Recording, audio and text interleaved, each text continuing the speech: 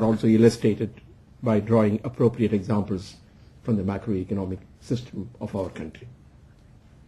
All in all, it is an outstanding book, and I am quite sure generations of economic students will benefit as a result of this book.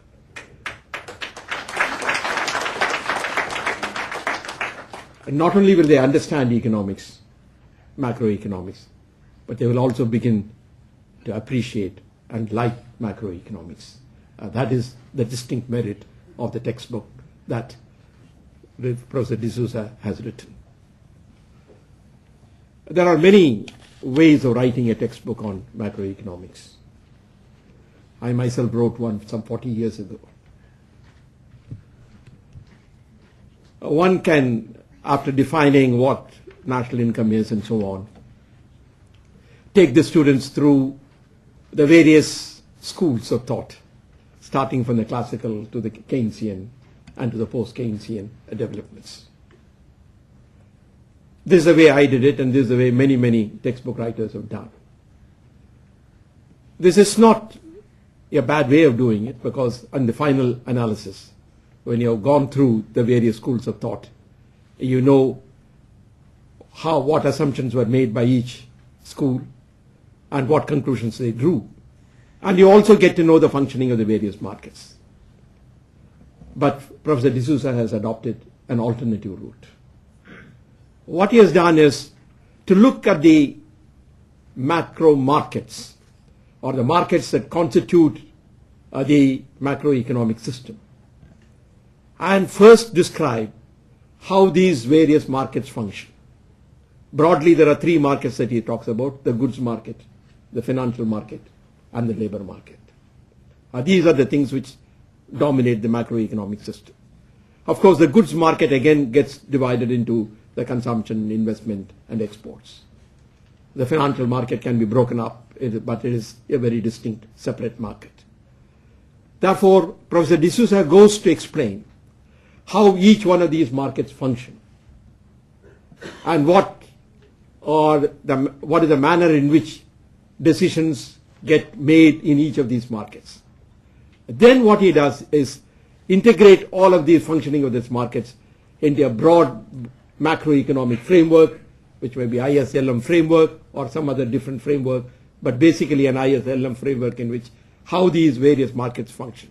Therefore, you get to know how the economy functions by first looking at the functioning of the different markets and then integrating them through a process to understand how income, employment, business cycles, all this get determined in a macroeconomic system.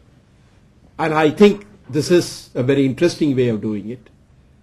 And after having done how the macroeconomic system functions, he goes on to the various policy tools and policy instruments such as monetary policy, fiscal policy, and trade policy.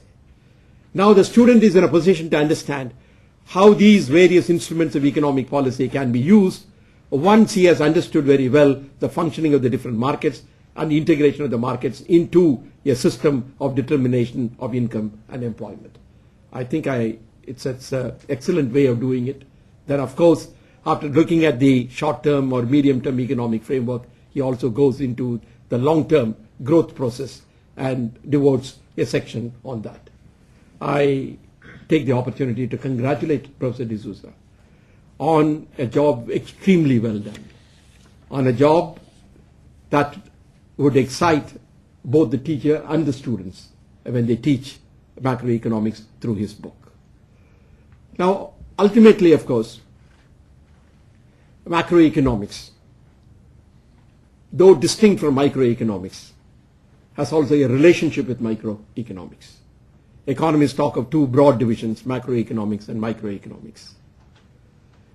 It all depends upon the degree of aggregation. Aggregation is involved even in microeconomics. It is involved in a much greater degree as far as the macroeconomics is concerned. But as Professor D'Souza shows, particularly when he deals with savings and so on, that macroeconomics has to be rooted in proper microeconomic foundations.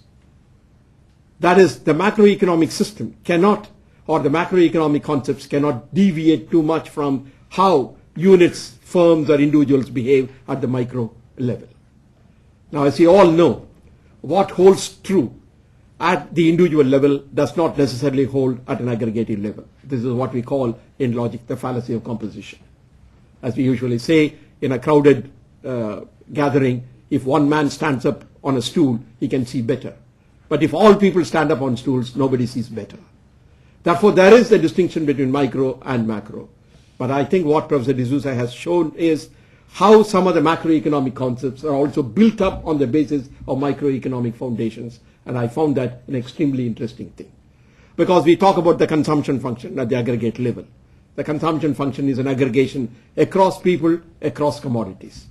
But when you talk about in microeconomics, the demand for a particular product, it is an aggregation across people, but only with respect to a single commodity. But whereas consumption function is an aggregation across commodities, across people, and that aggregation has to be some relationship to the way in which the microeconomic units behave also. I think macroeconomics is an exciting area, and I'm quite sure that the study of microeconomics will be made even more exciting when you teach macroeconomics through a book like that one produced by Professor D'Souza. Look at our own country. I think the macroeconomic scene has dramatically changed in the last 15 months or 18 months. Towards the end of 2006 or early 2007, the one question that people were asking in India was, is the Indian economy overheating? Assuming by that the economy is operating at its full capacity level, the demand is pressing against supply which cannot be increased, and therefore there are symptoms that develop like rise in prices or rise in trade deficit, but it is all born out of a situation in which the economy was speeding ahead. And naturally the prices abated a little bit. In fact, towards the middle of 2007, we had a point at which the inflation rate was only 3%, very, very low. And come the end of 2007 and the beginning of 2008, we are asking the question, the rise in prices becoming the major concern, and people are asking the question, when will this inflation abate? What impact inflation will have on the rest of the economic system? Now, the inflation that we are now seeing today is a result of both domestic and external factors. The external factors such as the increase in the oil prices, food prices, and other commodity prices have impacted the Indian economy. But domestically also there are factors which have contributed to shortages in some areas, and the aggregate demand is also increasing, with money supply growing at more than 20% for a continuous period of 3 years. So there are some encouraging signs in the economic scene. Our procurement of wheat was at the highest level, 22 million tons in the last season. The monsoon is expected to be good. It was playing truant in July, in the middle of July, but it seems to have come back, and therefore, on the whole, we might have a good year. But on the whole, I am only saying how the macroeconomic picture changes suddenly. Now, as things stand, perhaps to get to an inflation rate of even 8 to 9% will be a difficult thing, but probably we will do it by March of 2009. And even as far as the growth is concerned, it will slow down. It will slow down from what we had experienced in the previous 3 years. But nevertheless, I think we could still hope to have a growth rate of the economy between 7.5 and 8%. This is our estimate of what the economy would do. I'm only saying that macroeconomics is an exciting area. And if the students can be taught not only the concepts, but also told how policy making flows from the basic economic theory and from the basic economic concepts, it will be extremely good.